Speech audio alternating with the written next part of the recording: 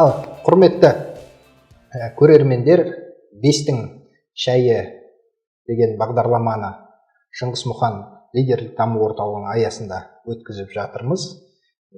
Бұл бестің шайының негізгі мақсаты жалпы адамды дамытатын түрлі мақсат қою, жоспар жасау сияқты адамның өзіне қажетті софт скиллдарды, демек жұмсақ дағдыларды көбіне әңгіме ететін боламыз. Бүгінгі қонағымыз Ахметбек Нұрсила ағамыз. Бұл кісіні таныстырмай-ақ қоюға да болады, себебі ізінен біраз жастар ерген, өзінің ісіне сөзі сай, елдің арасында өзінің абыройы бар, елдің аузындағы азамат. Ахметбек аға, мен бір-екі өзім сізді қалай танимын, соны айтып берейін. Бірінші сізді кәсіпкер деп танимын. Соны 92 жылы кәсіпті бастаған екенсіз. Жаңағындай ол кездерде енді қиын жағдай болды, заң жоқ, дұрыс мемлекеттік қолдау да шамалы. Былай қарағанда фабрика, зауыттар күніне қанша жауылып жатты. Соның ішінде бірнеше зауыт, фабриканы жаппай ұстап қалғаныңызды ел біледі. Сонымен қоса Әйгерім деген тері былғары шығаратын үлкен зауыт, фабриканың негізін қаладыңыз. Соны кезінде біздің ауылдың адамдары соған қол жетпей сөйтіп киіп жүретін әлі есімде. Өткенде өзіңізбен дұрыстап жақынырақ танысқан соң сол бір еміс-еміс есіме түсіп жатыр бала кезіндегі оқиғалар. Сосын Швабский фабрика бар, сосын анау Heaven House деген жиһаз, италиялық жиһаз шығаратын жаңағы, соны бүкіл Қазақстанға таратып. Елбасы да сіздің сол фабрикаңызда болып, сіздің тіршілігіңізге тәнті болып, өзінің жанындағы кәсіпкерлер кеңесіне мүше еткен екен. Бұл бір кәсіпкерлік.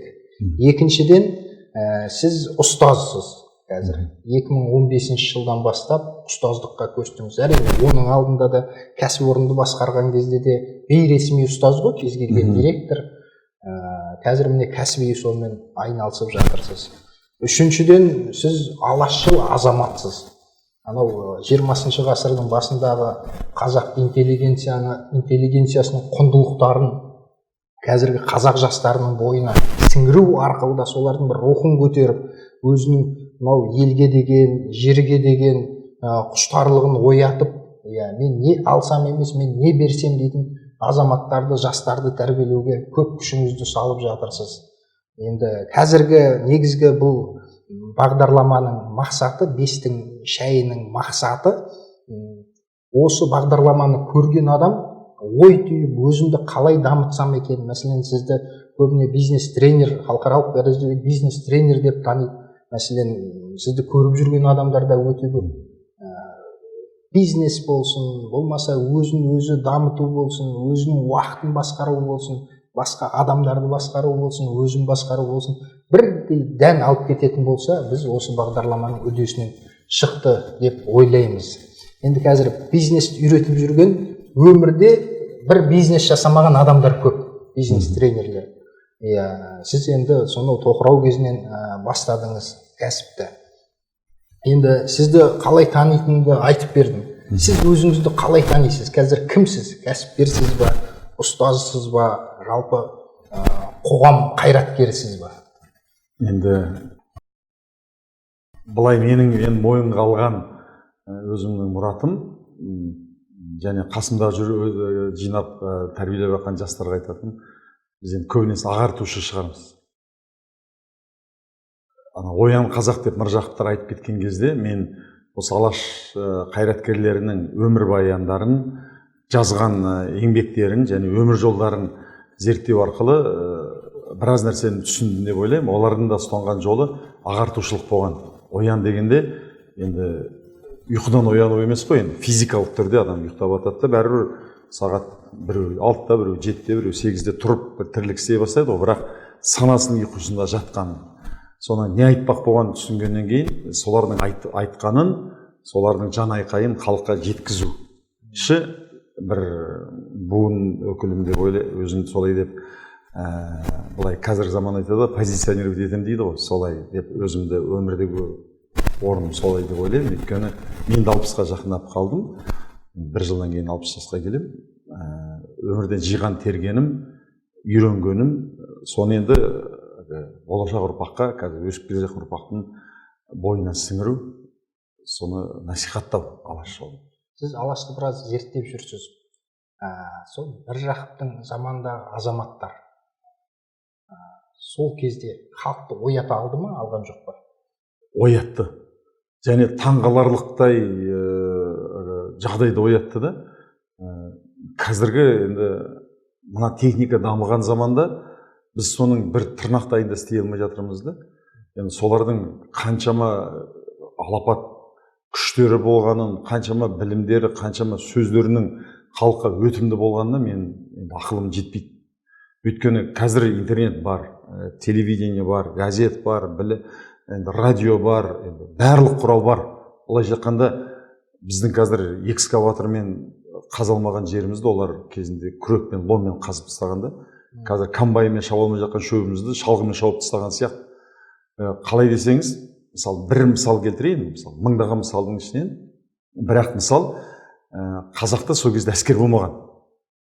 Қару жарақта болмаған, әскерде болмаған, және әскери білімде болмаған. Соны 17-ші жылы Әлихан 7,5 мың әскерді Семейге жинап, әскери шеру, парад өткізген. 7,5 мың әскерді аяқ астынан жинап алу, оған атты әскер болған. Ат керек па 7,5 мың әскер? Қару жарақ керек, киім керек, тамақ керек, жататын жері керек, және оларды үйрететін әскери бір офицерлер керек. Ол жерде олар да болмаған. Соның бәрін қалай сол Әлихандар бәрімен қамтамасыз ете алған? Ол істеген бүкіл істерінің бір-ақ пайызы. Маған қазір мысалы жоқ жерде бірдеңке құрақ Ахметбек десе, оған анау керек, мынау керек деп айтамыз ғой. Оларға көмектесетін ешкім болмаған. Енді адам ақылына сыймайтын. Әскердің құрамындағы адамдар 7,000 адам, олар да енді атты көршісінің атын алып келген жоқ, өзінің атын мініп келді. Олар да ақша сұрап жатқан жоқ қой. Әрине. Әлихан аға, мен осы жерде бір күн жүремін, маған 10 сом бер, 5 сом бер деп. Енді қарасаң, ол кезде радио, телевидение, газет жоқ кезде қалай ана қазақтың шыны керек байлар оңайлықпен ақшаны біреуге бере қоймайды, атты біреуге бере қоймайды ғой. Соның бір Оразбай. Кешегі абаймен тәжікелесіп өскен, жоқтан көтерілген Оразбайды айтады да, біреуге сынық сүйен бермейтін жылқышының әңгімесін естігем үлкен кісілерден. Абай зерттеп жүрген. Сол айтады да, далада жүргенде бір құлын тауып алады. Бір жетім құлын бір биеден қалып қалған. Соны ана байдың 1000 жылқысының ішіне қосқан кезде Оразбай соны көріп қойып, бір арамызда құлын жүр ғой мынада дегенде айтыпты. Ана бір үйірден қалып қалған екен, соны теліп жібердім дегенде, соны тыңдап отырған адамдар айтты дейді, бай саған сол құлынды өзің алды деп айтты ма деп еді. Ой, қайдан айтсын, ол енді түк бермейтін бай, бір көйлек дамбал киесің ғой деп айтты дейді. Ана 1000 жылқының ішіне қимай отыр ғой. Сол Оразбай ана алаштың әскеріне мінгіздеп 1000 жылқы айдап әкеп берген ғой Әлиханға. Соны мен таңғалам, қалай сол Оразбайды көндірді, ана сынық сүйем біреуге бермейтіндің санасына қалай оята алды. Өйткені қазақ дербес мемлекет болу керек, оның әскері болу керек. Сендер көмектеспесеңдер кім көмектеседі деп, сөйтіп байлардан жинаған. Және де ана қазақты 16-шы жылы әскерге бермейміз деп, Амангелді Имановтар солдатқа береміз деп көтеріліп жатқан кезде Әлихан барып, балаларың беріңдер, тесігі өкпе болсын, ұмылтық атып үйренсін, өйткені біз егеменді ел болсақ, бізді қорғайтын әскер керек деп, қазақтың балаларын қалай ана соғысқа жіберуге көндірген, ол да менің ақылыма сыймайды. Әркім ана ауылда отырған әскерді көрмеген қазақтар баласын өліп бара жатса бере ме? Соларды көндіріп, соғысқа барып, соған еріп барып, солардың ана ертең ішіп кетпеуіне, басқа бір жолға түсіп кетпеуіне, солардың барып саналарына құйып, жұмыс істеңдер, жезөкше шөрікпен айналыспаңдар, арақ ішпеңдер, темекі тартпаңдар, сендер соғыс өнерін үйреніп елге келіп әскер боласың деп көндіре қоюы, ол үшін қандай сөзі дуалы болу керек? Қазір ондай азаматтың, біз соның тырнағындай нәрсе істеп жүрген жоқпыз. Оны мен зерттеп насихаттап жүргенім, қазір ұлтшыл азаматтар Құдайға шүкір бармыз. Көп. Солардың көбінің әңгімесін естіген кезде айтамын, енді қазақтың болашағын бәрің ойлайсыңдар, бірақ сендерде бір доктрина, сендерде бір ұлттық идея бар ма десек, әрқайсысында бір нәрсе айтады да, соның ішінде мен де бармын, біздің әрқайсымызда бір нақты табан тірейтіндей бір идея жоқ. Алаш ардақтыларының түгел сол кезде енді 9 тіл білген Әлихан. Қазір біз бір 2 тіл білсек, 3 тіл білсек, ағылшынша білеміз деп кеудеміз керіп мақтанып кетеміз. Ал Әлихан француз тілінен мына астрономия, космологияны қазақшаға аударған кезде таңғаларлық деңгейде аударған. Қазақтың қарапайым баласына түсінікті қылып беріп. Айтам, соларды мына әлемдік политиканы, саясатын қайда кетіп бара жатқан, әлемдік экономиканы қайда кетіп бара жатқан тамырын ұстап отырып, қазақтың болашағына сүре жол салып қойған ғой. Соны зерттейік, біз солардан ғұлама емеспіз десек, әй Ахметбек, сен бір ғасырға тартпа. Олар деген ескірген, біз білеміз деп шығады да әрқайсысы. Бастарына ана коронаны киіп алған. Біздің әрқайсымыз, ешқайсымыз сол Әлихан Міржақыптардың істегенінің әлі бір тырнақтайын істеген жоқпыз. Оларды зерттеуіміз керек деп айтқым келеді. Қазіргі қазақ сіздің ойыңызша оянды ма?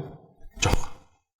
Енді бір мысал, мен Мұхтар Әуезовтің 1918 жылғы жазған мақаласын бірге көшірдім де Фейсбукқа салдым. Соны 1000-ға жуық адам көрді.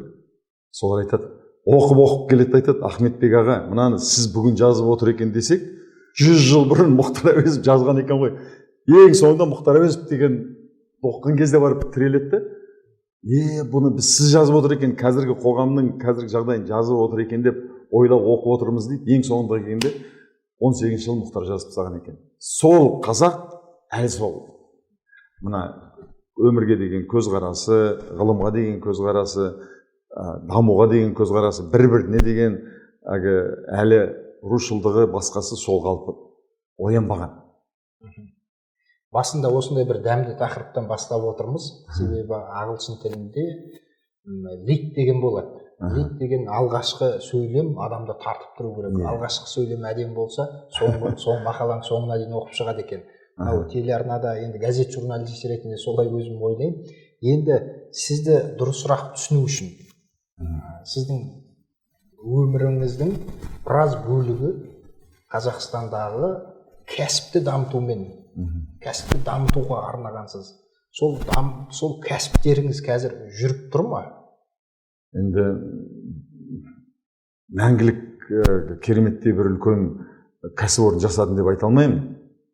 Біреуін жасап едім, бірақ енді тағдырдың тәлкегінен сәтсіз болды. Жиһаз өндірісі Павлодарда үлкен, осы Қазақстанның әрбір қаласында үлкен жиһаз фабрикалары болған. Соның бірі Алматыда Мерей деген болды. 3000 адамдай жұмыс істеді. Екіншісі Павлодардың Арай дегені болды. Онда 1500 адам жұмыс істеді. Енді шаршы көлемі 17 гектар жерді алып жатқан 30.000 метр квадраттық өндіріс орны бар. Сол банкрот болып 4 жылға жуық тоқтап тұрды. Соны мен 98 жылы сатып алдым. Банкрот болып тоқтап тұрған, сол аукцион болды, аукцион қатынасып сатып алдым да, соны қайтадан қалпына келтірдім. Енді содан кейін келтіргеннен кейін басында асыл ағаш деп қойдық атын. Енді түсінікті ғой, енді жақсы ағаштан жасалған деп. Соны елбасы келді, бүкіл енді сол кезде министрлер бәрі келіп, енді міне мынау алғашқы қарлығашымыз әлемдік деңгейде жиһаз өндіріп жатыр деп. Содан атын ауыстыруға мәжбүр болдық. Хевен Хаус деп. Енді өйткені қазақта сөз бар, ауылдастың ауызы сасық деген. Ана жиһазды біз итальяндық деңгейге жеткіздік, бірақ асыл ағаш десе төлегісі келмейді, ана ақшаны айтады. Неге бұл қазақтар шығарып жатса, бұл неге қымбат деп. Содан кейін енді халықтың санасын өзгерту қиын. Сондықтан біз Хевен Хаус деп қойған кезде Алматыдағы мына Фурмановпен сол кездегі ана Гоголь көшесінің қиылысында қазіргі заманға салабын сайын дүкен аштық. Асыл ағаш болатын. Сонда аси жиһазы мысалы бір 5000-3000 доллардың маңайында келіп көреді, бәрі ұнайды, асыл ағаш дегеннен айтады, бұл неге қымбат. Тура сол жиһазды Хевен Хаус деп қойдық, ешкім сұрақ қоймайтын болды. Тура сол жиһаз әуелі бағасын біз екі есе емес, бір 50%-ға көтердік. Бұрын мысалы 3000 долларға сатылып жатқанды $5000 деп қойдық та, Heaven House деп қойдық. Сұрақ тудырмайтын болды. Heaven House бәр жерде ағылшынша жазылып тұр. Ана байлар ақшасын тастап кетті. Бірақ содан айырылып қалдым. Мына саясаттың кеселі тиді. Бір кезде ДВК деген бір қозғалыс болды. Сонда сол облыстың әкімі болып тұрған Ғалымжан Жақиянов соның белді бір мүшесі болды. Ал мен кәсіпкер, мен саясатта онша-мұнша қақым жоқ. Өзімді саясаткермін деп санамаймын да, ол кезде де санаған жоқпын. Бірақ екі түйе сүйкенсе арасында шыбын өледі дейді ғой. Сол шыбын мен болдым. Ана талас тартыс туған кезде маңайындағы кәсіпкерлерге соққы тиді. Содан сол іс қозғалып, сотталып кете жаздап, соны беріп Қытайға кетіп қалуға мәжбүр болдым. Ал енді соны ол нешінші? Ол 2001 жылдары. Сонда біз мына Ресейге дейін шықтық. Новосибир қаласында үлкен көрме болды. Сонда мына золотая медаль Сибири деген біз медальді ұтып алдық. Мына офис жиһазынан, кеңсе жиһазынан. Сонда артынан менің бір мақтанатын өмірдегі бір өзімнің мақтанышым. Сол ресейліктер сол көрмеден келгеннен кейін бір 37 дүкені бар үлкен компания бізбен келісім жасап отырды. Сонда Павлодарға келіп, ресторанда кеш жақын шай ішіп отырғанда, сонда айтады: «Западло у нас у казахов покупать мебель, мы лесная держава». Қазақстанның 4% жерінде ағаш бар. Мүлде бізде енді ағаш өндіретін ештеңке жоқ. Біз амалсыз мына қазақтардан жиһаз сатып алуға мәжбүр болып отырмыз деп. Ағашты Ресейден алып келесіздер. Иә, ағашты Ресейден әкелеміз. Қайтадан өзіне сатамыз. Сол кезде соларды мойындағанына мен өзімді бір мақтаныш сезінемін. Бірақ сол ол жаққа Ресейге шығарған кезде біз өте үлкен жақсы деңгейге көтеріліп келе жатқанбыз. Сол фабриканы құлатып, тартып алды.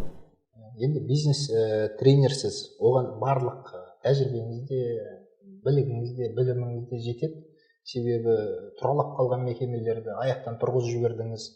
Стартап бизнес ретінде талай кәсіпорынның негізін қаладыңыз және өте табысты жүргіздіңіз.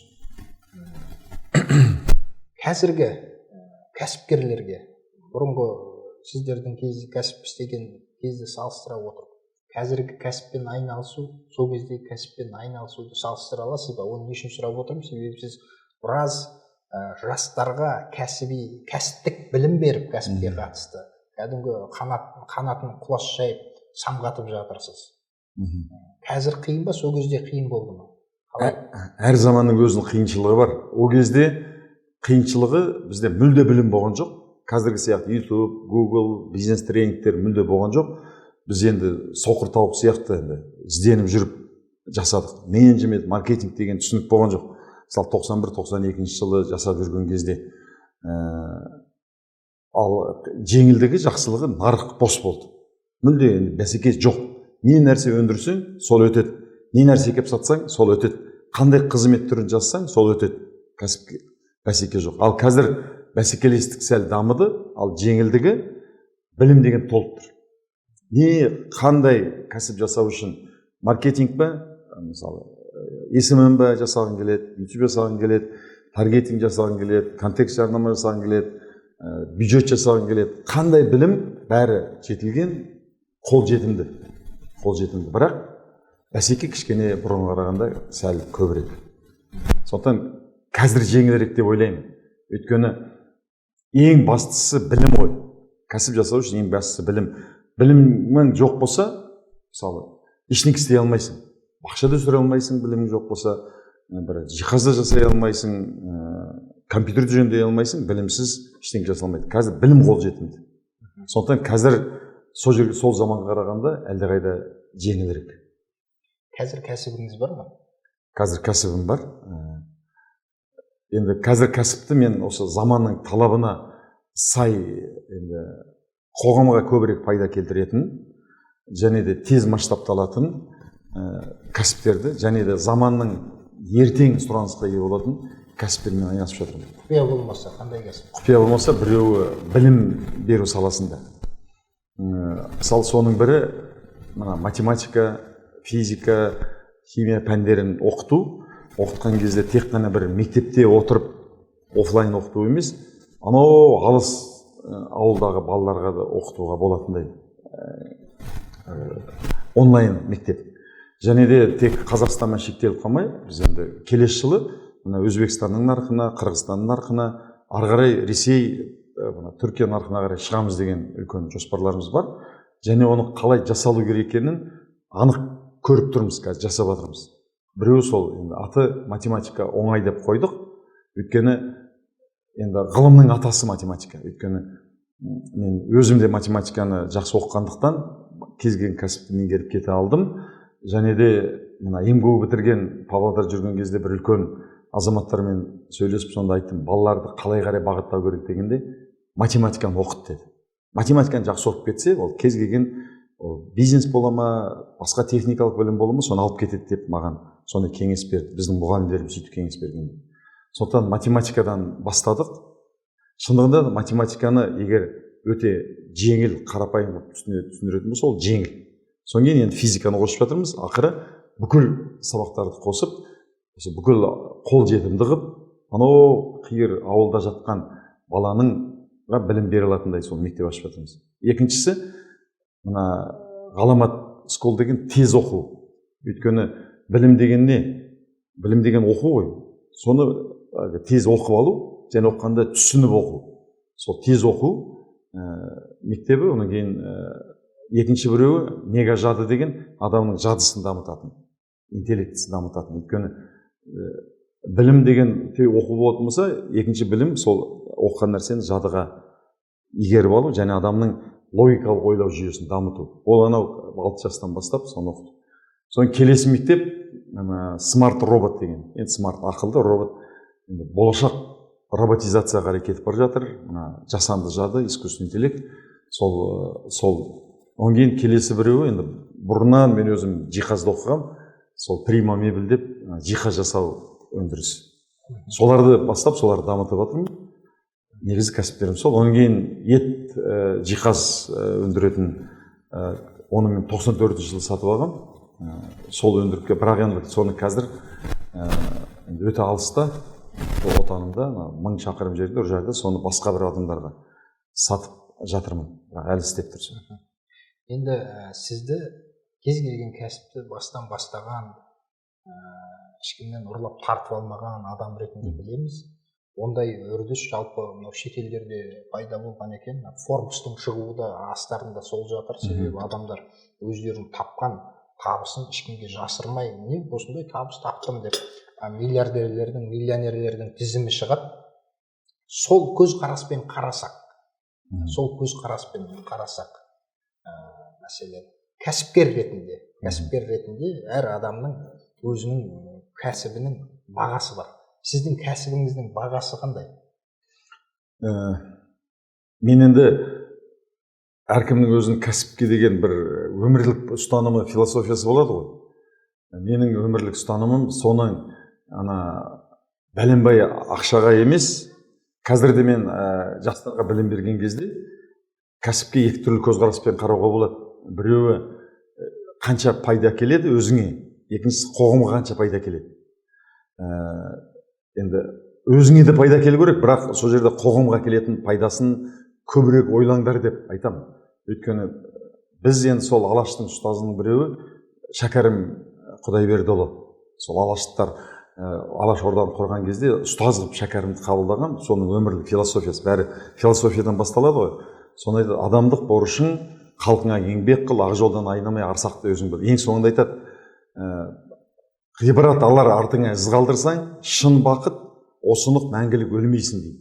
Енді әрбір адам өмірде бақытты болғысы келеді, бірдеңке жасаса, өзін жақсы сезіну, бақытты сезіну үшін. Соны түсін алған адам шын бақытты болады деп ойлаймын. Енді сол кезде мен айтатыным, заңмен рұқсат берілсе де, армен рұқсат берілмеген бір кәсіптер бар. Ол мысалы арақ сату, темекі сату, газдалған сусындар сату, мороженое сату, ломбард, жел, сетевой маркетинг сияқты кәсіптермен ақша табуға болады.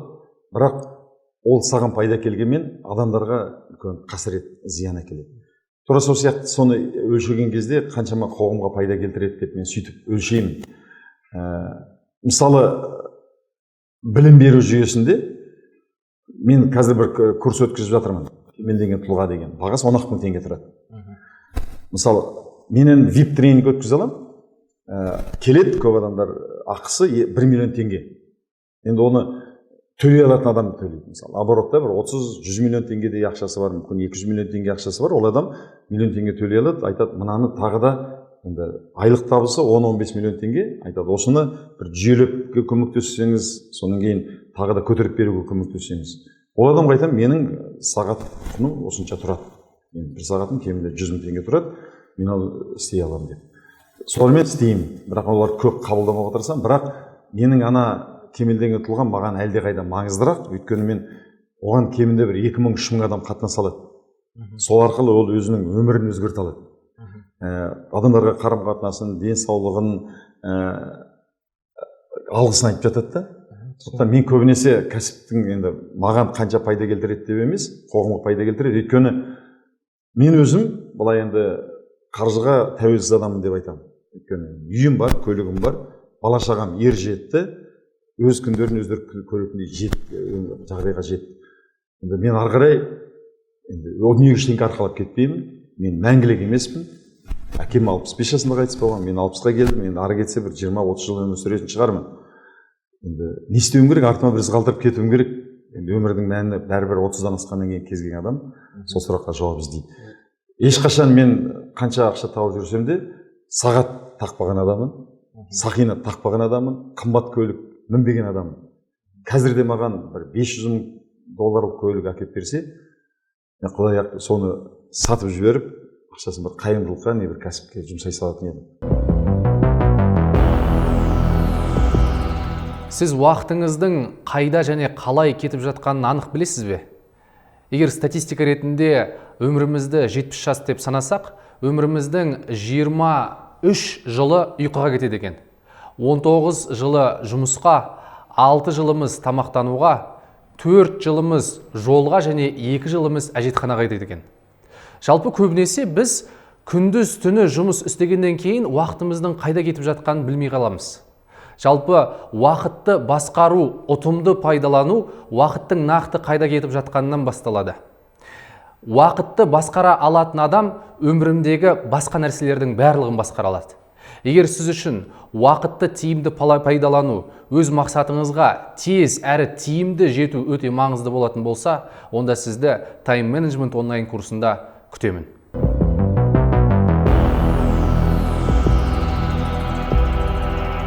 Қайырымдылық демекші, қысқа сұрақ, қысқа жауап, қаншалықты қайырымдылық жасап тұрасыз? Шамам жеткенше қазір жақсылық жасаудан жарысайық деген қоры бар. Соған ай сайын біз арысқаға, аяғы жоқ, көзі жоқ адамдарға ай сайын мен көмектесіп отырамын. 19-шы жылы аяқталып келеді ғой. Осы жыл егер ақшамен есептесек қанша қайырымдылық жасадыңыз? 5-6 миллион теңге болатын шығар, кем дегенде. Енді жаңа сіздің айтып отырған кәсібіңіз, мен көп кәсіп деп есептемеймін. Жалпы әлемде де көп кәсіп деп есептемейді, оны әлеуметтік кәсіпкерлік дейді. Себебі сол кәсіппен айналысу арқылы қоғамның өзінің ақшасына өзінің мәселесін шешіп бересіз, ол әлеуметтік кәсіпкерлік. Сондықтан енді сіз кәсіпкерліктен гөрі мен байқап отырмын, былай ағартушылыққа, ұстаздыққа көбірек кетіңкіреп қалған екенсіз. Сондықтан мына кәсіпке қатысты әңгімемізді осы жерден доғарып, енді ағартушылыққа көшейік. Сапалы қазақ, сапалы адам деген идеяңыз, жалпы концепцияңыз маған өте ұнады. Себебі шынында да бір түптеп келген кезде бір табан тірейтін бір осындай концептуалдық дүниелер болу керек. Қайда бара жатырмыз, сапалы адам қалыптастыруға деген сияқты. Бұл идеяға қалай келдіңіз? Бұл идеяға мен Моңғолияда жүрген кезде бір өте шетелде оқыған, мен сол жақта қазақтарға риза болатын, олар қазақ байыса қатын алады, орыс байыса тамса алады дейді ме, олар байығанда балаларын оқытады екен. Жапонияға жіберіп, Германияға жіберіп. Өте талантты жастарды көрдім, оқыған. Солар айтты, адам сапалы болмай, қоғам сапалы болмайды. Сол сөз менің миыма қатты бір керемет әсер берді, жарылыс болды. Содан кейін айттым, шынымен адамның сапасын көтеру керек. Ал енді сапаны болғанда сапа кез келген нәрсе өлшену керек қой. Соны іздене келе адамның өмірінің 4 өлшемі бар екен. Өлшеуге болады. Ол денсаулығы, 10 балдық жүйемен өлшеу. Екіншісі адамның эмоциясы, көңіл күйі, жақын адамдармен қарым қатынасы, өзінің ішкі дүниемен қарым қатынасы. Үшіншісі адамның материалдық жағдайы, байлығы. төртіншісі адамның рухани өлшемі. әрқайсысы 10 балдық. Әрқайсысы 10 балдық деп өлшеуге Сіз болады. дәл өзіңіздің өлшеміңізге салсаңыз, жаңа 10 балдық, қай осы 4 өлшемнен қанша балл аласыз? Мен материалды жағдайым 10 деп айта аламын, өйткені ақшаға тәуелсізбін. Бірақ айына $1 миллион тауып, ақшаға тәуелді адамдар бар. Ол енді анадан ассам, оны қуалай берсе, адам ешқашан тәуелсіз болады. Мен не ішем, не кием демеймін, тамағыма жетеді, киіміме жетеді, отбасымды асырауға жетеді. Болды, мен ақшаға тәуелсізбін, 10.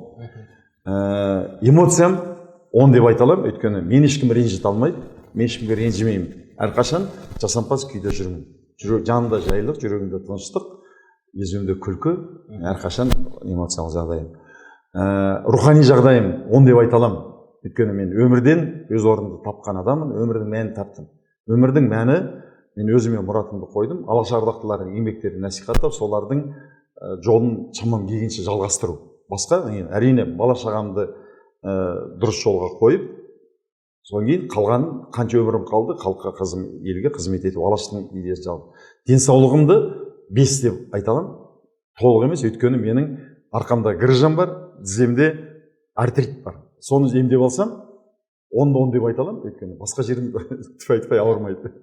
Бір жылдан кейін 60-ға келемін дедіңіз, Құдай қаласа, сол 60 жылдығыңызды ойлаңыз, бүкіл жаңағы өзіңіздің оқытып, үйретіп жүрген шәкірттеріңіздің ортасында шапан киіп, атқа мініп. Рахмет. Бірақ бір көргенде сізді мен 60 бермес едім. Ең алғашқы сізді мынау интернетте көргенде, сосын өзіңізбен жүздескенде елудің айналасында болар деп жобалағанмын.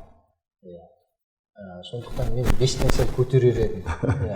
Енді осы 4 өлшем бойынша, енді жастар көріп отыр, адамдар көріп отыр, бұл 5-тің шайының мақсаты адамдарға ақыл кеңес беру, нақты практикалық кеңес беру. Осы 4-еуін 10 балға сіз сияқты жеткізу үшін не істеу керек?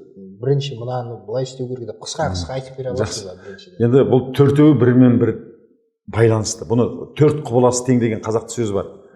4 құбыла деген шығысың, батысың, солтүстігің, оңтүстігің. Енді бұл 4 аяқты малда сүрінеді дейді ғой. Біреуі кем болса, онда сен кемтар адамсың. Сондықтан бірінен бірі ажырамау керек та. Денсаулық, мысалы, көп бизнес жасайды, денсаулығын құрбан етеді. Кейбіреу бизнес жасайды, соған отбасын мен араласпайды, мысалы, отбасын құрбан етеді. Біреу рухани дүниесін құрбан етеді. Ақша дейді да, пара алуға, болмаса пара беруге, ұрлық жасауға, бір қылмыс жасауға барады. Бір-бірімен тығыз байланысты. Сондықтан баланс дейді ғой, гармоничный развитие дейді. 4-еуіне бірдей көңіл бөлу керек. Ең біріншісі, әрине, ең біріншісі, енді бірақ 4-еу болғанмен, бұның ең байланып тұрған мынау білім. Шеңбердің ортасында білім. Ең біріншісі мен айтатын едім, адам өзін-өзі басқару білімін. Психологияны меңгерген дұрыс, өзін-өзі тануын. Бізде, мысалы, компьютердің инструкциясы бар, бір машине сатып алсақ, кірмәсе соның инструкциясын қараймыз. Ал адамды басқару инструкциясы, психологияны білуге тиіс. Көңіл күйі біріншісі, табанда көңіл күйі, эмоциясы. Жүрегінде жайлық, жанында тыныштық бар адамға не, басқаға емін-еркін көңіл бөлу. Екіншісі денсаулығы. Салауатты өмір сүру, қалай дұрыс тамақтану керек, қай уақытта жатып, қай уақытта тұру керек, дене шынықтырымен қалай дұрыс айналысу керек. Денсаулық болмаса болмайды. Үшіншісі материалдық жағдайы. Білім, табыстау білімін. Қандай білімді оқыған кезде, қандай білімді игерген кезде отбасымды емін-еркін асырай аламын, менде қаржыға тәуелділік болмайды. Төртіншісі, оның кейін соны қамтамасыз етіп алғаннан кейін рухани қарны аш адам елге қызмет ете алмайды. Отбасын асырай алмай жүрген адам халықтың қамын ойлай алмайды. Рухани білімін жетілдіру үшін жалпы философияны, адам өмірге не үшін келеді, өмірдің мәні неде, әлем қайда дамып жатыр, өткеніміз не болды, қазақтың тарихы, жалпы әлемнің тарихы, діндердің тарихын біліп алған адамда жүрегінде жайлылық, жанында жайлық, жүрегінде тыныштық, махаббат болады. Төртеуін бөле жарып қарауға болмайды. Біреуі дамымай қалса, бәрі жақсы болып, денсаулығың жоқ болса, сен бақытсызсың. Бәрі жақсы болып, өмірдің мәнін таппасаң, көптеген бай, бақуатты адамдар өзіне қол жұмсаған тарихтан өте көп. Білімі, байлығы да бар, атағы да бар, бірақ өзіңізді атып өлтірген, асылып өлген адамдар бар. Сондықтан енді бәрі жақсы болып, кедей болсаң, ауырсаң емделе алмасаң, бала шағаңа бір тамағын тауып бере алмасаң, онда да бақытсызсың. Ал енді бәрі жақсы болып, сен көңіл күйіңді басқара алмай, эмоцияның адамы болсаң, онда саған өмір тозақ болады. Сен денсаулығың бар, байсың, бірақ адамдармен, өзің ішкі дүниеңмен қарым-қатынасың дұрыс емес. Болмаса әйеліңмен, әке-шешеңмен қарым-қатынасың дұрыс болмаса, онда сен де сорлы бақытсыз адам боласың. Түсінікті. Сізді бизнес бастаудың бастауында тұрған адам ретінде біледі. 2015 жылы құрған екенсіз. Мынандай қызық сұрақ болып тұр. Ол сұрақтың негізі осыдан 10 жыл бұрын Кийосакидің «Бай әке мен кедей әке» деген кітабы бар ғой. Соны оқыдым да, кәдімгі қанаттанып, қанатым шығып, жан-жақта, ой, мен де кәсіпкер болам деп. Сөйтіп, енді кәсіптің оқуын оқымағанмын, бірақ жаңағы жан-жақтан оқисың, телевизор қарайсың, YouTube көресің деген сияқты. Не жасауға болады? Енді не жасауға болады деген сұрақты ең алдымен қоймастан бұрын өзіңнің ішіңе үңілуің керексің, мен қолымнан не келеді деп. Сонымен қазақтың қолынан қазір негізі көп нәрсе келмейді өзі. Қазақтың айналысатын кәсібі санаулы. Дүкен ашады, жаңағындай сән салоны, сауна, осы адамға қызмет көрсететін дүниелер, сосын көлік жөндейтін ресторан, көрініп тұрған нәрсе жасайды. Көрініп тұр, мейрамхана, мәселен кез келген аулаға барсаңыз, дүкендерден көз ашпайсыз. Мен Америкада 2 жыл тұрдым, ал Америкада дүкен таппайсыз. Біз әр үйдің астында қылтиып бір нәрсе тұрады ғой, оқу орталығы, дүкен, ар жағында массаж жасайтын, тағысын. Ал ол жақта дүкен таппайсыз. Дүкенге бару үшін көлікке мініп, үлкен бір орталықтарға барып сол жерден аласыз. Неге? Себебі адамдар дүкен, мынау ең былай қарағанда жаңағы ең оңай бизнестен кетіп, жоғары бизнеске кеткен. Олар айфонның дизайнын жасауы мүмкін, ішінде чиптерін жасауы мүмкін, сондай тіршілікпен айналысады. Жаңағы Кийосакиді оқып алған соң, мен де кәсіппен айналысайын деп, сөйтіп бір осы терезе жасайтын. Айтпақшы, терезе жасайтын да осы қазаққа белгілі кәсіп. Пластиктік терезелер жасайды ғой. Сөйтіп пәленбай ақшаға сатып алып құралдарын. Сосын оны Түркиядан керек жарақтарын алу керек екен, терезесі бар, оны кесу керек екен. Ол да үлкен процесс былай қарағанда. Сөйтіп сондай жасайтын адамдар тауып бастадым. Бастадым да сол кәсібім ұзаққа созылмады. Себебі оны өндіру бар екен, шығару, оны сату бар екен. Егер сата алмасаң, қаншалықты мықты өндіргенмен одан пайда жоқ. Сосын банкрот болды. Не керек? Банкрот болды. Банкрот болған соң жаңағы кітапты не үшін оқыдым деп мен кәдімгідей өзіме өкіндім. Енді 10 шақты жыл бұрын ғой. Сол кітапты оқығаннан тапқан пайдам, пәленбай ақша жоғалттым.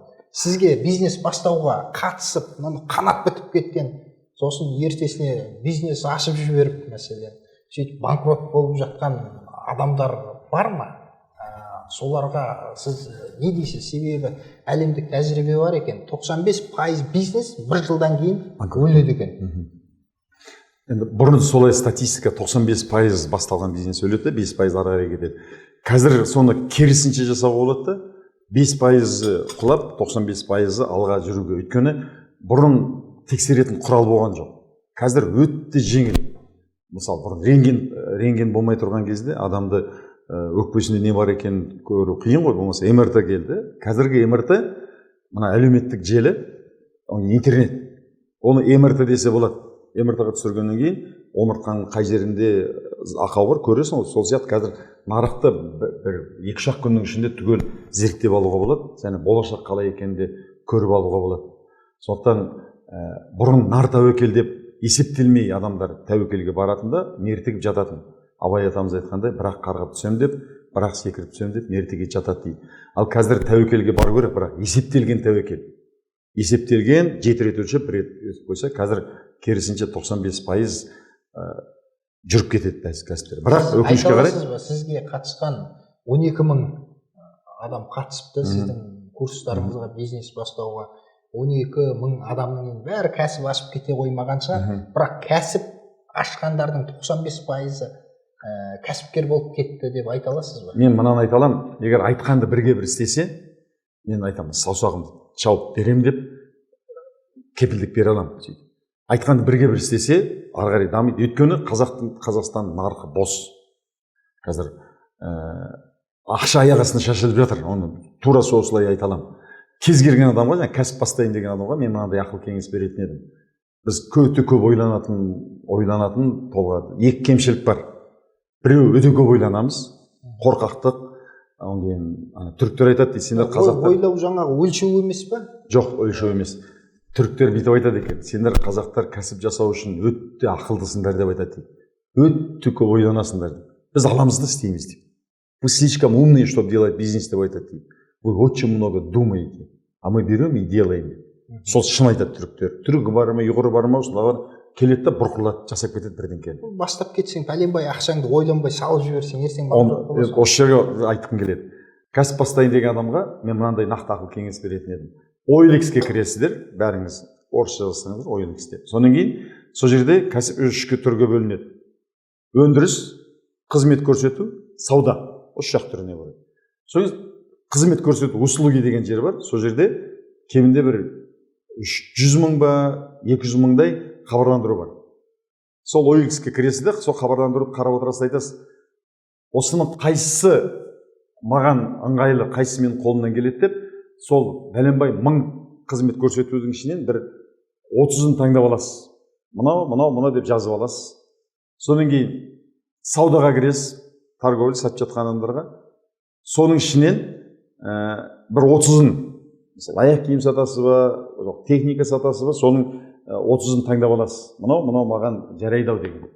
Содан кейін бір өндіріс айтасыз. Не өндірсем болады? Бір қымыз өндірсем, айран өндірсем, бір деген сияқты, бір аяқ киім өндірсем ба деген, мен өндіріс қолымнан келеді ау, менің күшім деген 30 өндіріс жасап аласыз да. Соны шиыршықтап, әрқайсысын қағазға саласыз. Соны банкіге саласыз да, көзін жұмасыз да, кез келген аласыз. Үшеуін. Соны алып істеу керек. Ертеңнен бастап істеу керек.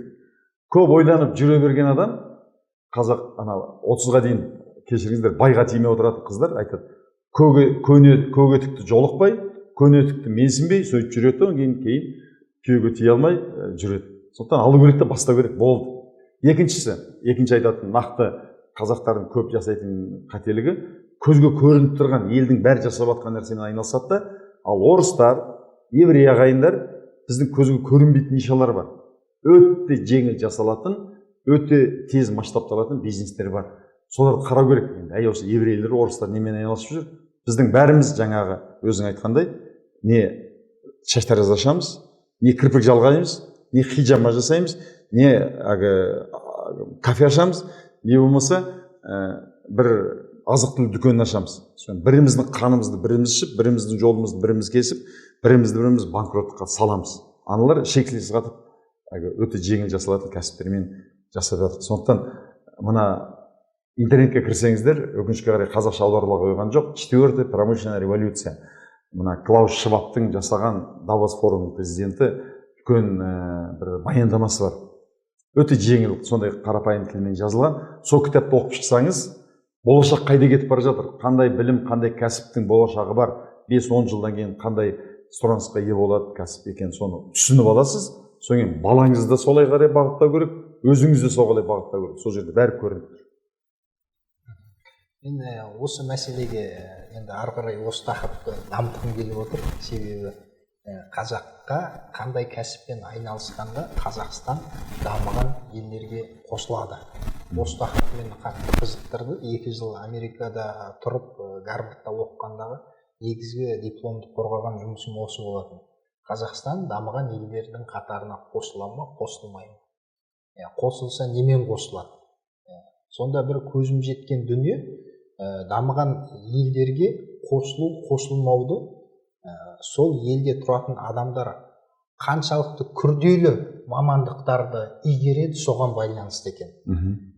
Мәселен, біз картоп егетін болсақ, біз қосыла алмаймыз. Неге? Себебі картопты біз шетелге шығара алмаймыз. Картопты Ресей егеді, Өзбекстан егеді, Африка егеді, Қытай егеді, Америка бәрі картоп егеді.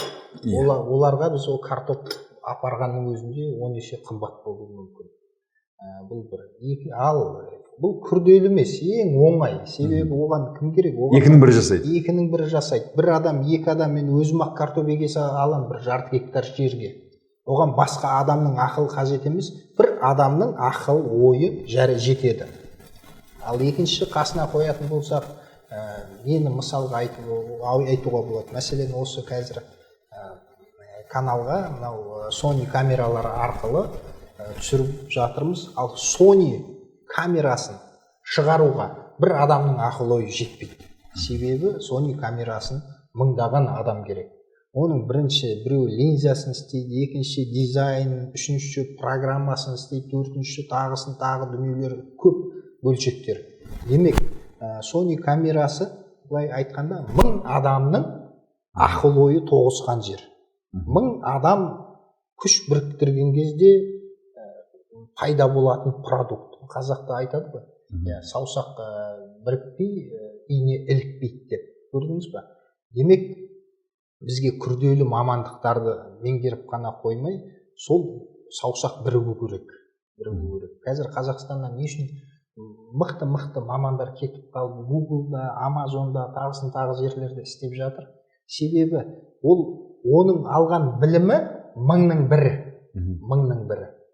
Бір екі адам келуі мүмкін, бірақ 991 нәрсе адам ол продукт шығару үшін Қазақстанның нарығында жоқ, еңбек нарығында жоқ. Қазір осы жағдайда мен кішкене толықтырып кетсем, қазір бізде қарапайым ауылда отырған адамдармен, ата-апаларымыздан бастап, парламентте отырған депутаттарға дейін санасында неге Қазақстанда өндіріспен айналыспайсыңдар деген ой, бәрінің ерінбей жалықпай күндізін айтатын осы.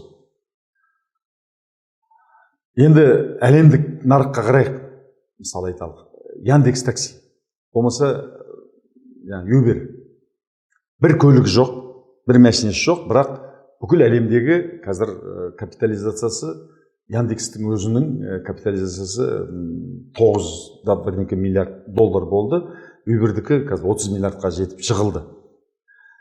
Мәселе ол өндіріп жатқан жоқ, қызмет көрсету кезінде ода тек қана программа бар.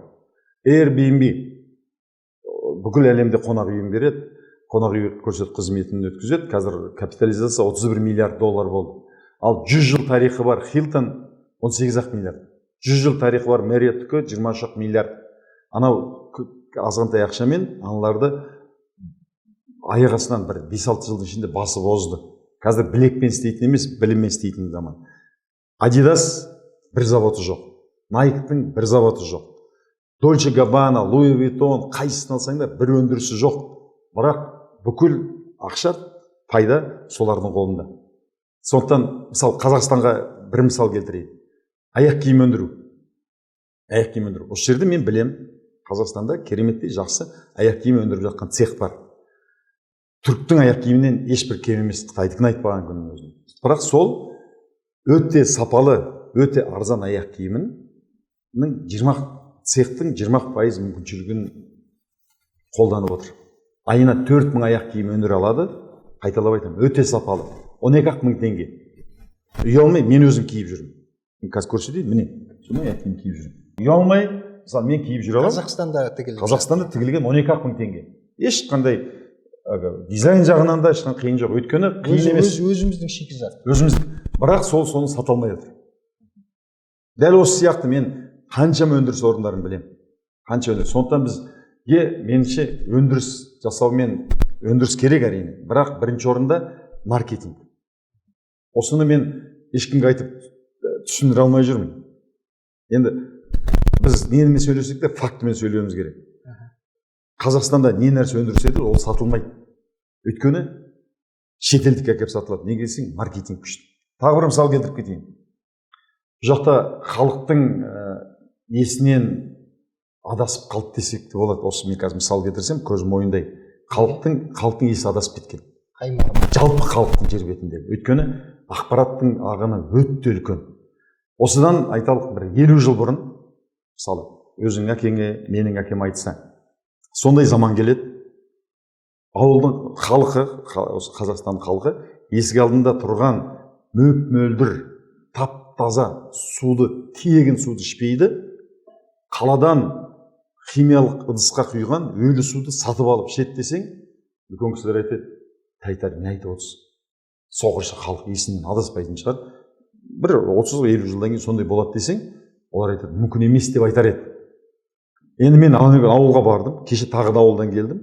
Ауылға барып, досым, жоғары білімі бар, досым дастархан жайды маған.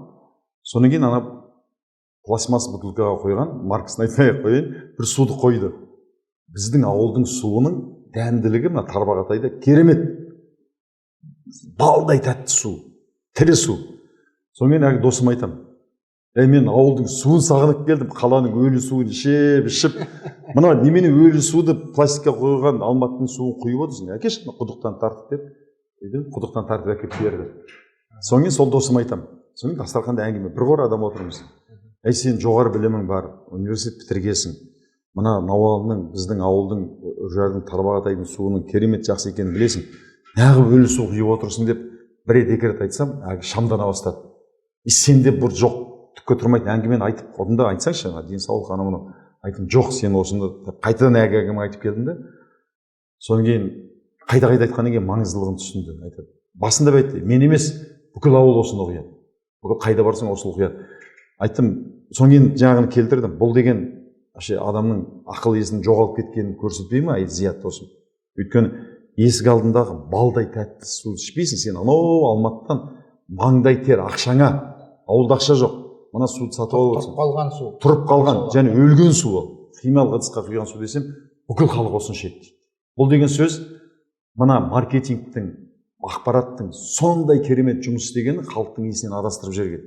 Енді айттым, сен қазір мына ертең суды алда, сиырыңа құйш, құдықтан алып құйды, соның итіңе құйып бер дедім. Ана өлі суды құйып берсең, ит екеш итте мына сенің суың ішпейді. Яғни біздің санамыз буланған сонша одан да төмен түсіп кеткенбіз. Одан да малдан да төмен кетіп кеткенбіз, мал иіскейді ана ішпейді. Біз маңдай ақша сатып алып ішеміз.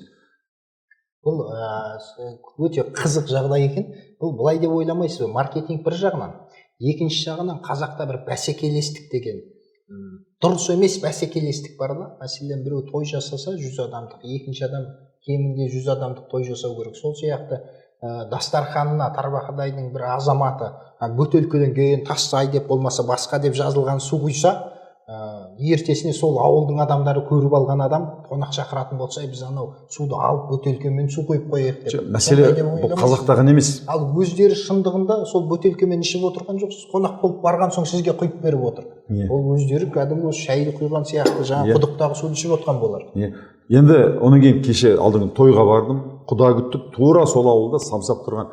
Ол 1% ғана, мүмкін 0,1% ғана халықтың ана ақпараттың, маркетингтің құлы, соның құрбаны болып қалғанына көрсететін бір мысал. Тура сол сияқты алайық. Тәтті нәрселерді алайық, ащы нәрселерді алайық, темекіні алайық, басқасын алайық. Халық ақылдан адасып қалған. Мүлде еш жоқ. Жаңағы нәрсе көрсетеді. Тура сол сияқты Қазақстанда да енді санасы ояды, мен енді өзім санасы ояу адам ретінде айтам, міне аяқ киімді өндіріп сата алмай отыр. Анау мына ет өндіріп сата алмай отыр.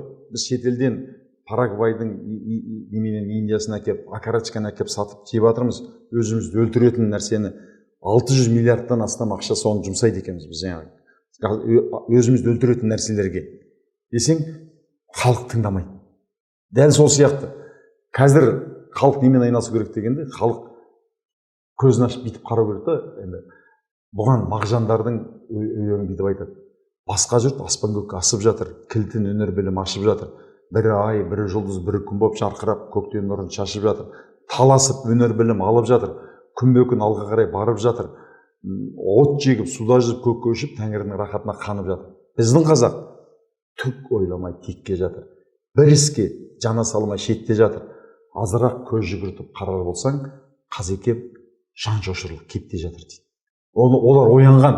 Рас па, қазір сол келе ма сол сөз? Дәл келеді. Мағжан оянған, Әлихандар оянған, Ахметтер оянған, сол кезде мақаласын оқысаң, дәл қазір біз айналысатын нәрсемен айналысып жатқан жоқпыз.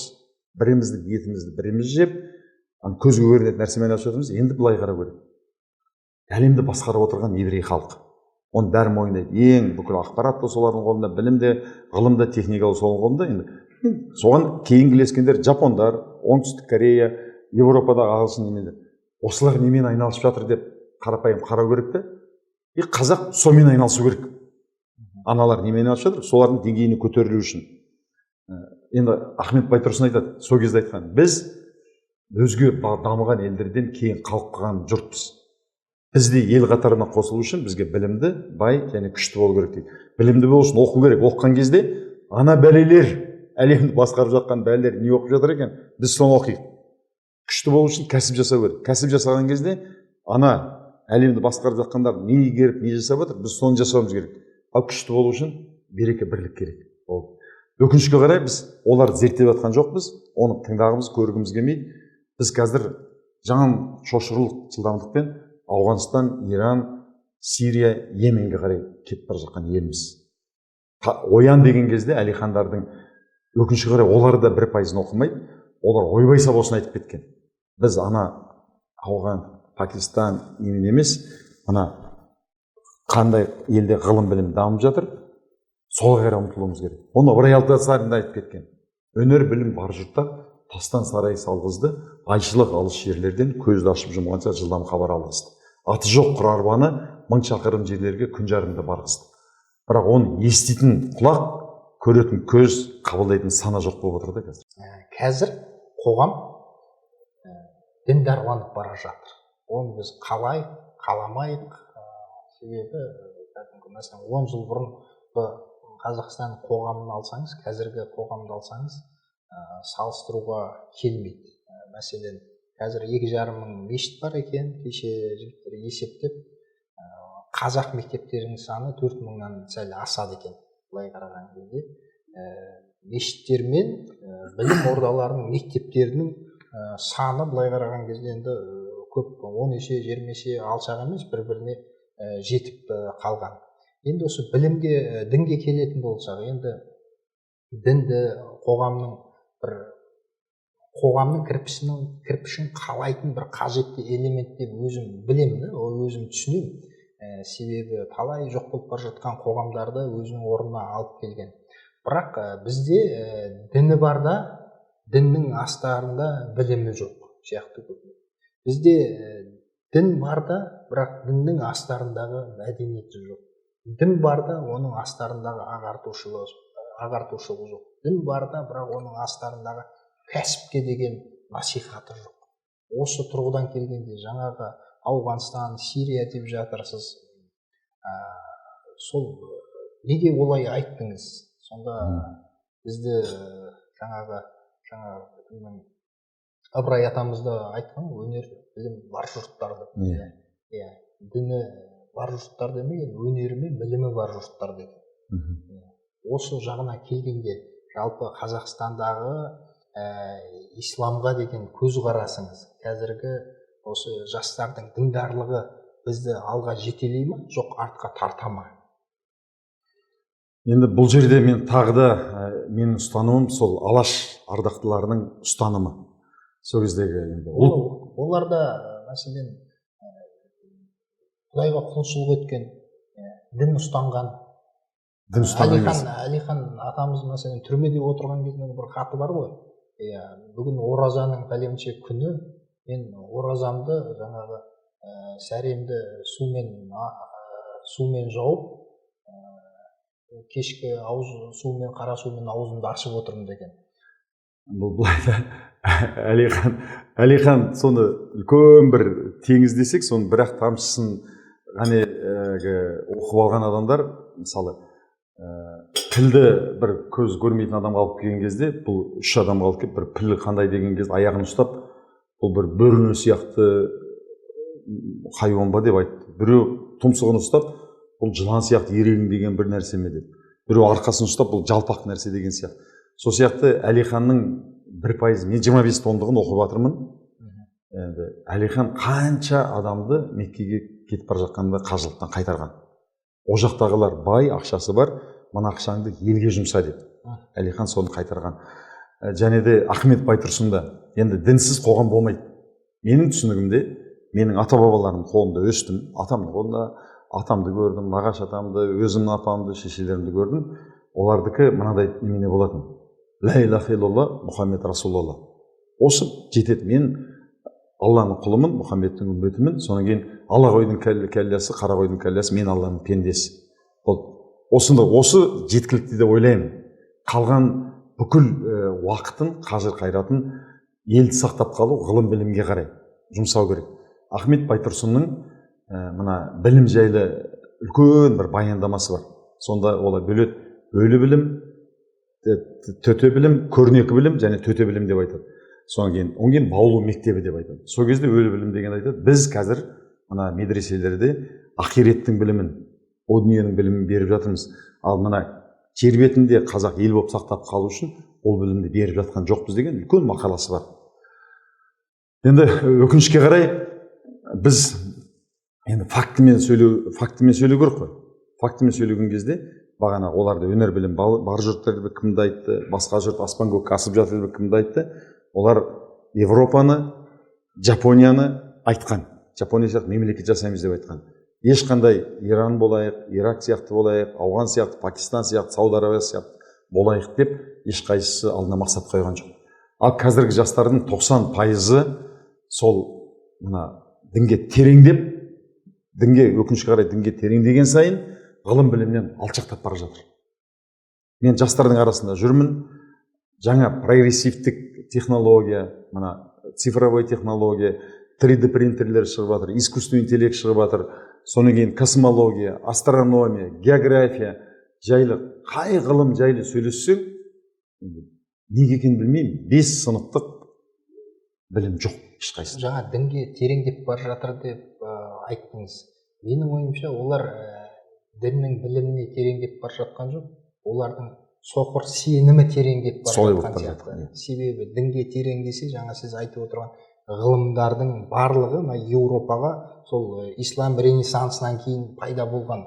Оны бүкіл Еуропаның ғалымдары да барлығы мойындайды. Сондықтан қазіргі біздің жастарымыз, менің ойымша, сенімі артып бара жатыр да, бірақ білімі тежеліп келе жатыр. Себебі дінге тереңдесе, олар жаңағы көрінбейтін нәрсенің барлығын көріп. Сондықтан діні тереңдеп бара жатқан жоқ сияқты.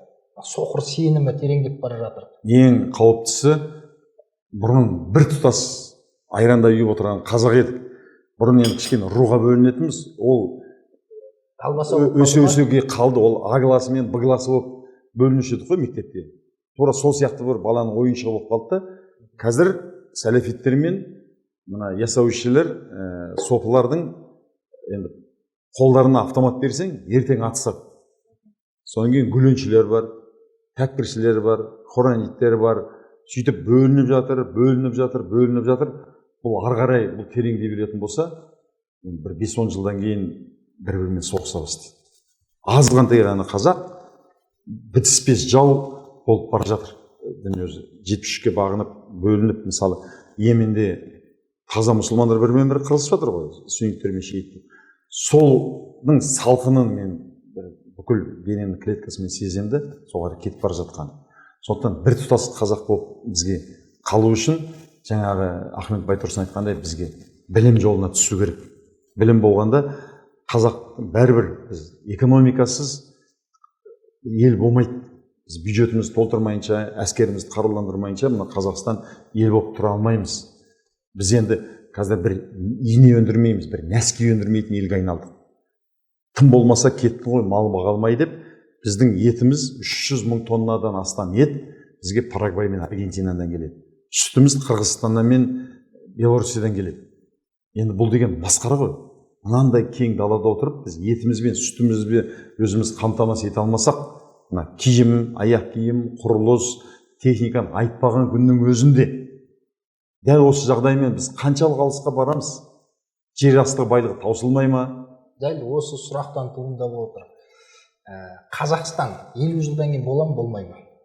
50 жылдан кейін егер біз ғылым білім жолына түссек, береке бірлікке келетін болсақ, бір консолидирующий идея дейді ғой, бәрін ұйымдастыратын бір идеяның маңайына топтассақ, 50 жылдан кейін болады. Ал егер осы бағытпен кететін болсақ, 50 жылдан кейін Қазақстан меніңше болмайды. Ал қазір біз бір идеяның төңірегінде топтасып, білім ғылымға ден қойдық па? Қазір жоқ. Демек біз болмайтын жағына кетіп бара жатырмыз. Болмайтын жағына кетіп бара жатырмыз. Шындық осы енді. Түсінікті. Құрметті көрермендер, Ахметбек Нұрсүйлі ағамызбен бестің шайын іштік. Өте керемет шай екен. Мынау менеджер деген кітап осы жақында шықты. Өзіңізге берген болатынмын өткен кезде. Әр адам оқуға тиіс 10 кітап сериясы аясында біз көшбасшылық шығардық. Менеджерді шығардық, орысша, қазақшасын шығардық негізі. Сосын орысшасын да шығарып жібердік. Себебі біздің мынау баспа нарығын ресейлер кәдімгідей жаулап алған. Кітаптың осы 95% орысша шыққан кітаптың барлығы ресейде шығады. Біз не үшін өзіміздің орыс тілді азаматтарға ресейден кітап алып беруіміз керек, өзімізде шығарайық деп осындай екі тілде шығардық. Мықты менеджер болу үшін не істеу керек? Ахметбек ағам айтты, білім керек деп. Мынау міне білімнің көзі 10 менеджментке қатысты 10 мықты кітапты қаймағын сүзіп алып, суын шалқып тастап, осы кітапқа салдық. Сондықтан осы менеджер кітабын оқып жүріңіздер, мықты менеджер болыңыздар. Менеджер деген ол басқару деген сөз ғой. Басқару деген адамды ғана басқару емес, өзіңді басқарудан басталады, өзіңіз айтқандай. Сондықтан Ахметбек аға, жақсы сұхбат болды деп ойлаймын. Көп рахмет. Осындай руханият тұрғысынан осындай сұхбаттардың көп болған өзіміз қалаймыз. Анау Рузвельттің, Американың президенті Рузвельттің Элеонора деген алғаш жаңағы келіншегі болған, осы Американың бірінші леди. Сол айтқан екен, өте төмен ақыл ойдағы адамдар талқылайды депті. Өсек айтады деген сөз ғой, бір-бірін жамандайды. Ең төмен ақыл төмен адамдар. Орташа ақыл бар адамдар деген оқиғаны талқылайды деген. Оқиға деген не? Өткенде көрдің бе, көлік соғысып қалып, болмаса жаңағындай тағы бір жерде бұл оқиғалар талқылайды. Ал ақыл жоғары адамдар идеяны талқылайды деген екен. Сондықтан өзіңіз сияқты идеяны талқылайтын адамдардың көбейгені қазақ қоғамына өте қажет. Рахмет. Сіз мәселен ізіңізден ерген 10 мыңнан асқан жастар, тек жастар емес, жасамыстар да болуы мүмкін. Барлығы идея деңгейінде өмір сүретін, өзінің құндылықтарына сәйкес өмір сүретін бір мықты бір топ қалыптастырып жатыр деген сеніміміз мол. Солай болсын. Рахмет.